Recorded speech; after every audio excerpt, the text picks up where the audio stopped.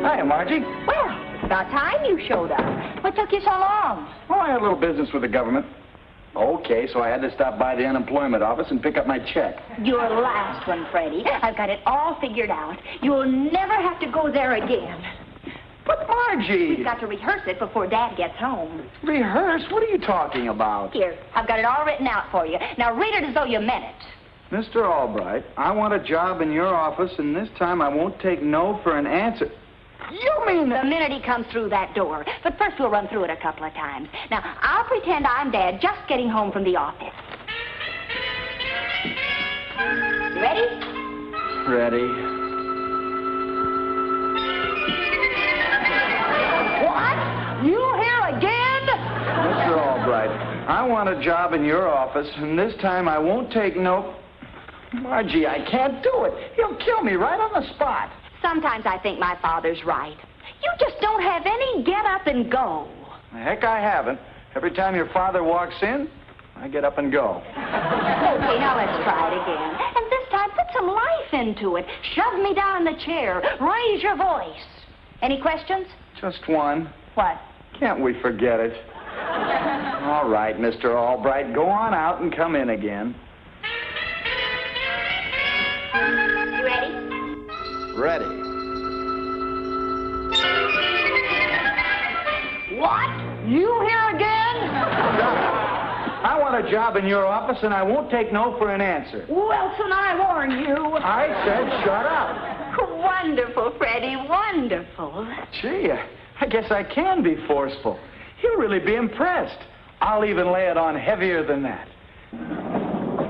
Looks like you got something unhappy on your mind, Mr. Albright. Charlie, I've been through the mill today. Contracts. A big deal with a company called Consolidated Mica. What a bunch of chiselers. Why, they beat me right down to the last penny. I'm so mad right now that I could punch a hole through a 2-foot plank. Nobody better get in my way, that's all I can say.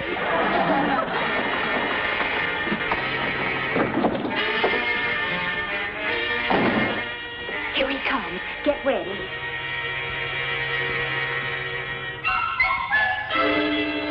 What? You here again? Shut up. Sit down. I want a job in your office. I said sit down. No, please, Mr. Albright, please, no. Mr. Albright, help! Help! No! My apartment, help! No! Stop me. This is it. This is the payoff. I knew it had to come sooner or later. Oh, honey, I'm sorry I blew the roof in, but I've had a terrible day. But even on a good day, I think I could do that goon in. You're just against him. Oh, forget about Freddie. I'll tell you what. Early Sunday morning, we'll drive over to Jersey. And you remember that place in the Palisades where we used to picnic, Satan's Cliff? I want to talk about Freddie, not about Satan's Cliff. Oh, Margie, honey, give him up. He'll never amount to anything. He completely lacks the essential ingredient. What's that? Gumption, that's what. Look what just happened now. If he'd have stood his ground, would I have been able to say, as I can now, he's a coward? No. If he'd stood his ground, I'd have had to say, that boy has gumption. You mean you wouldn't have hit him? Of course I'd have hit him. Right square in the mush. But I'd have to admit that boy had gumption. Gumption. So all I have to figure out is how to give Freddie the gumption he needs. I read a book the other day. It was about a man and a woman. Oh? Well, what about them? In the first 10 pages, they kissed 20 times.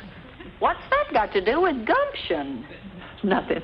But I just can't get it off my mind. I put it on my library shelf under M for mule. I got such a kick out of it. Please, Mrs. Odette, think about Freddie. Oh, well. Now, what was that old story? Oh, yes, about a man who was a coward. And one day a friend gave him a vest and told him it was bulletproof. Again, I ask, what's that got to do with gumption? The vest wasn't bulletproof, but the man felt secure and shot it out with a whole bunch of gangsters. In other words, what Freddie needs is a certain feeling of security. Yeah. If Freddie felt secure, he wouldn't be afraid to hold the phone. Got an idea? Boy, will this give him gumption. A couple of years ago, Freddie's aunt left him 100 acres of desert land in Arizona. Now, suppose something valuable were discovered on it. How could it? That land is so worthless. The jackrabbits only stay there because of the Jill rabbits. I'll need a box of earth and some phony stationery. I'll get it printed up first thing in the morning. And by tomorrow afternoon, Freddie Wilson will be the gumptionest boy you've ever seen. I'll see you later. A box of earth. I guess my poor old 82-year-old mind can't figure things out too well. Oh, to be young and only 80 again.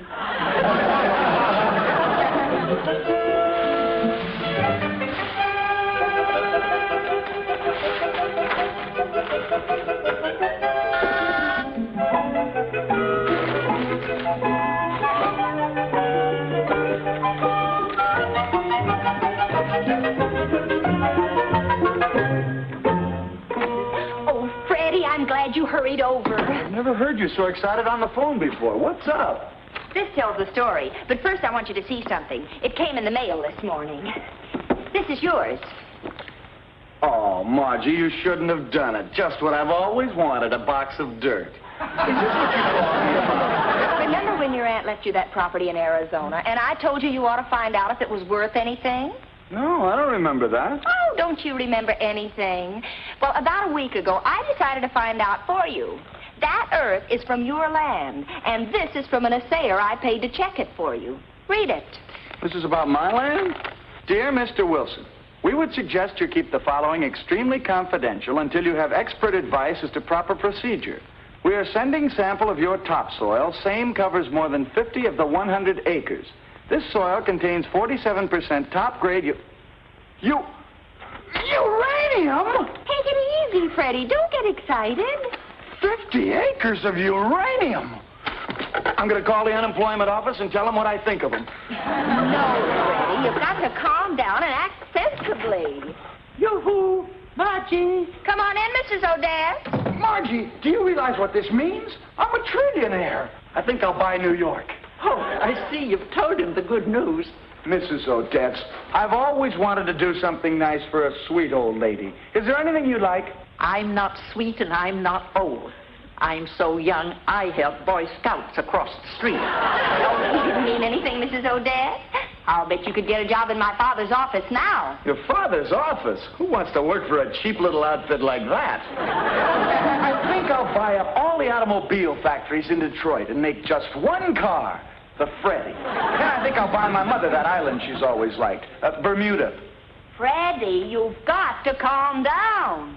Careful, girl. You're touching an aristocrat. Listen, Freddie Wilson, you wouldn't feel so big if it hadn't been for me, so pipe down and listen.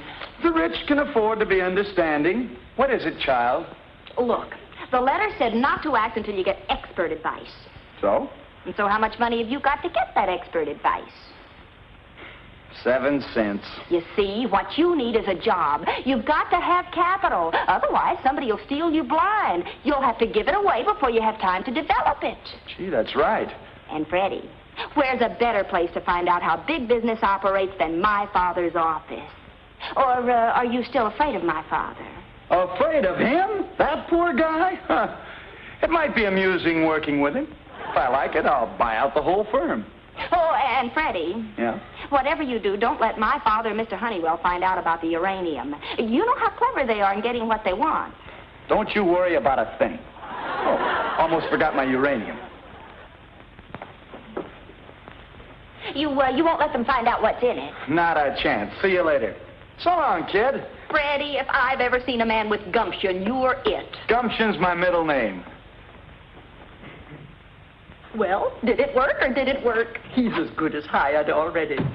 But, honey, what happens when the poor boob finds out his box of earth came from the backyard of this building? Oh, he'll get another letter from the assayer saying it was all a mistake. But by then, he'll be a solid employee. And my father will have to admit that I was right about Freddie being able to do a good job.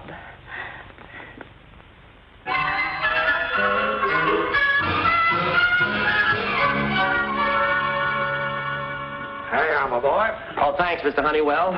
I've already told Ed Whitlock that we're all set on this end for the consolidated mica deal. Fine. You've done a good job. You've worked hard. I'll be in my office.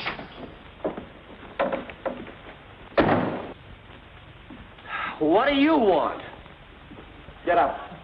What did you say? I said get up. Go find yourself a smaller office. I like this one. Mr. Honeywell, will you open the door so I won't break it when I throw him out? You stay where you are. What? Do you realize I'm the president of this company? Look, Honeywell, Honeywell? Nobody calls me anything but Mr. Honeywell. I told Margie to give you up. I hope the district attorney understands my contribution to society for what I'm about to do. You don't scare me, Whitey. I'm going to work in this office. All right, I've had enough of this, Ninny. You have my full permission. I'll get the door.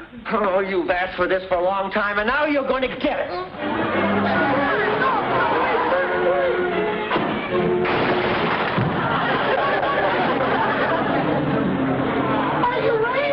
My uranium, it's spilled all over. Uranium? Did he say uranium? My uranium. Here, this will explain. Uranium?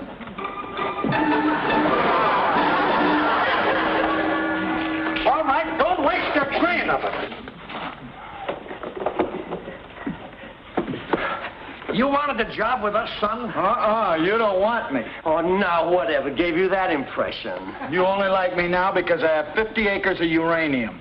Why, Freddie Wilson, how can you accuse Mr. Albright and me of being mercenary? Why, we always liked you, my boy. Always. I've wanted to ask you this question for a long time. Will you come and work with us, please? Gee, you really mean it, Mr. Albright? Oh, come into your office, Freddie boy.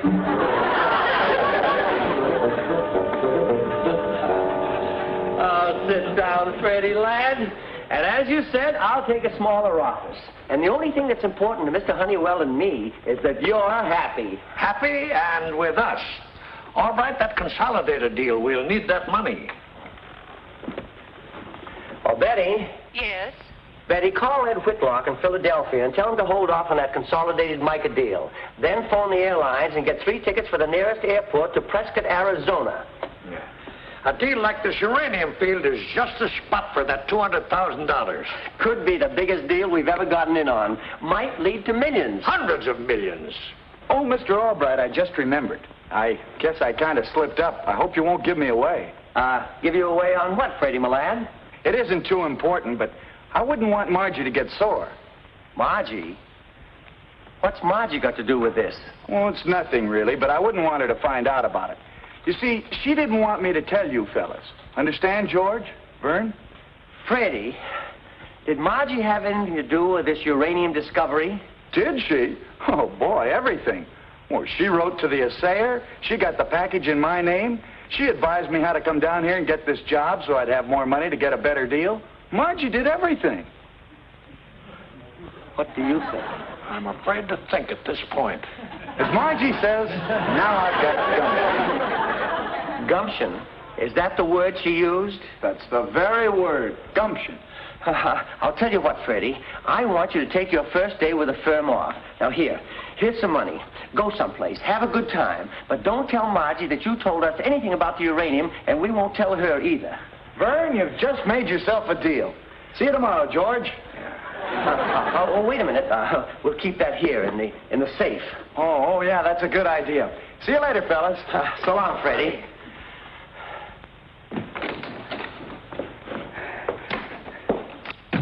I could tell you had an idea. What is it? Well, if Margie's involved, we can't take a chance. Betty, look up a metallurgical laboratory. Metallurgical, that's right. And tell them we want a man over here as soon as possible with a Geiger counter. Yes, a Geiger counter.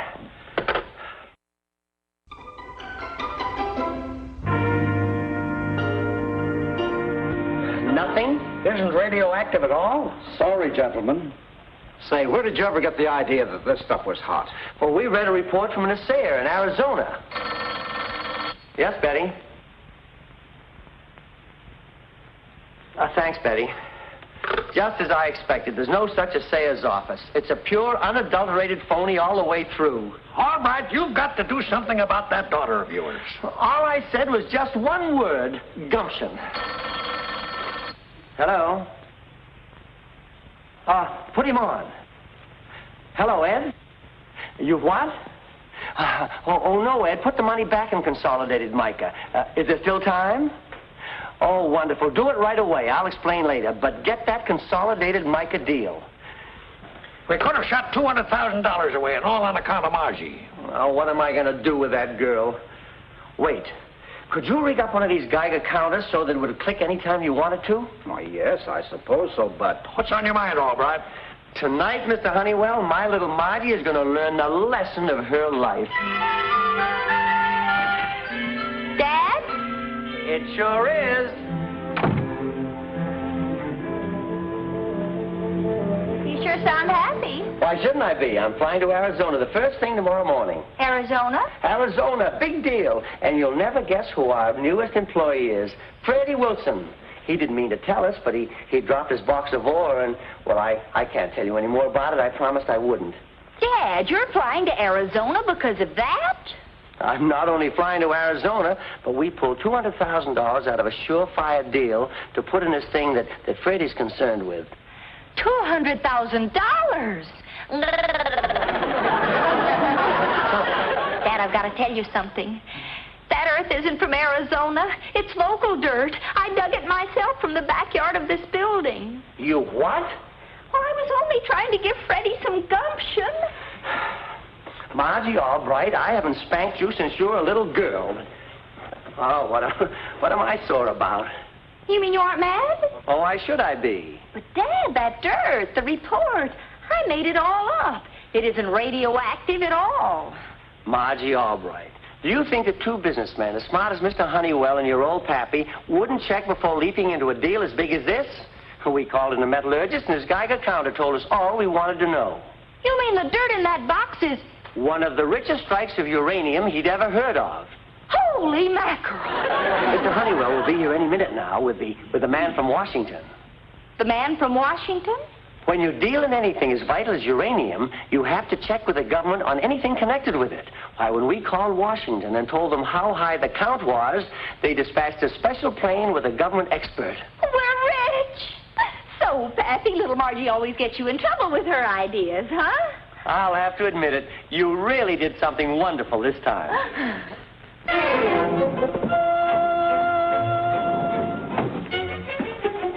Sure you got everything straight? I think so. My little Geiger counter is about to play the gag of the year on Mr. Albright's daughter. I guess you know what to do. Don't you worry, Mr. Honeywell. I'll make it look good. Come in. It's probably Mr. Honeywell, the man from Washington. Oh, wait, Dad. Naturally, I'll expect to be president of the company, but you and Mr. Honeywell can be vice president. Okay, baby. Hi, Vern. Hiya, Margie. This is Professor Wessler from Washington. How do you do, sir? How do you do? Hi, Professor. I'm Mr. Albright's daughter. I made the discovery. Well, if what Mr. Honeywell tells me is true, you're to be congratulated. Say, that must be hot ore. My counter is clicking already. Where is it? It isn't here. It's in our safe at the office. Well, if it isn't here, what's my counter picking up? It's coming from you. Why would it come from me? Good heavens. What's the matter? Something wrong? Stand back from there. Well, what's wrong with me? Did you say you made the discovery? I dug it up with my hands. You shouldn't have done that. You've got uranium poisoning. The uranium poisoning? Well, what does that mean? That means that you'll have to be taken to the government experimental hospital in Washington. They'll put you in a lead-walled room to protect others. Until what? Until the end. My baby. My poor baby. That means you'll never be able to touch her again. Oh, Dad! Dad! I'll get it. I had so little time to talk with my friend.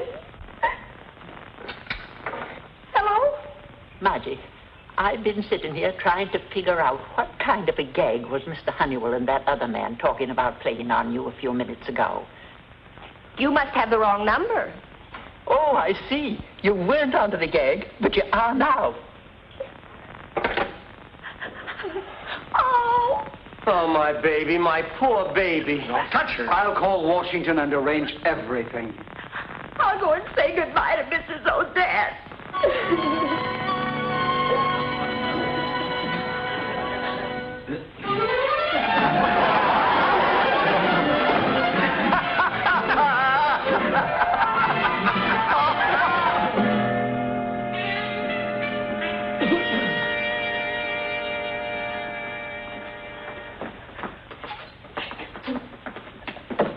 You did a wonderful job. Thank you. You run along now so Albright and I can really light into her when she comes back. What's that? It's a note. Dear Dad, I just couldn't face it this way. I'm going to Satan's Cliff and end it quickly. This is my final goodbye. Satan's Cliff? Poor little Margie. What have we done? We've got to stop her.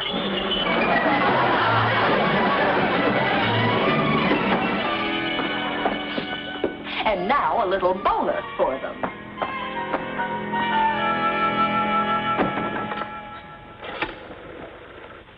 What you going to do? Hello? Get me the New Jersey State Police. Police? The man in the book was a policeman. Crazy copper. Hello? If you'll go to Satan's Cliff, you'll find 3 lunatics there looking for an imaginary girl they're trying to convince isn't radioactive. That's what I said. Well, I said they were lunatics.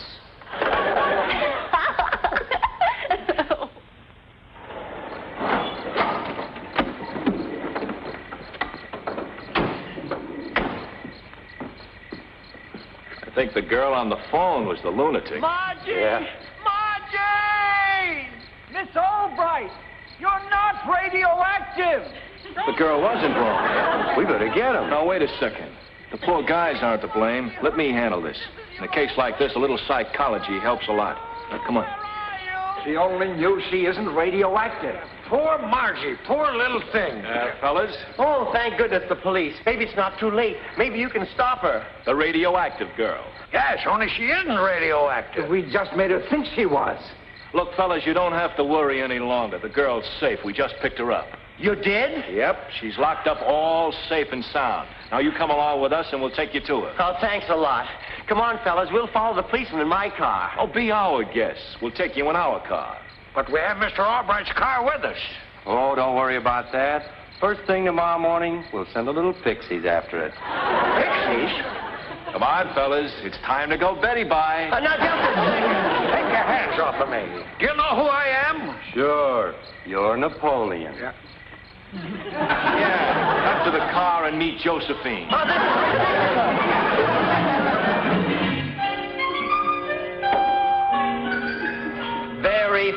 Very funny indeed. Well, they only kept you overnight.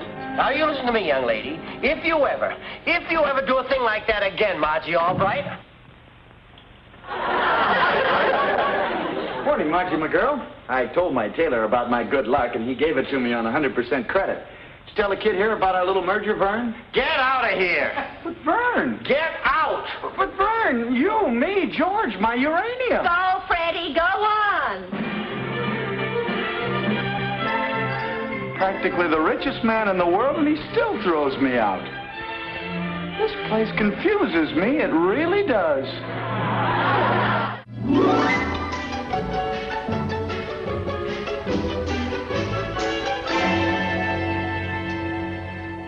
I guess you're still mad, huh? Mr. Honeywell, too? Good. Maybe this time you learn not to play tricks on little Margie. You started it. You sold that bubble-brained Freddy a crazy bill of goods and... Okay, I guess we did ask for it. Well, that's my little Margie for you.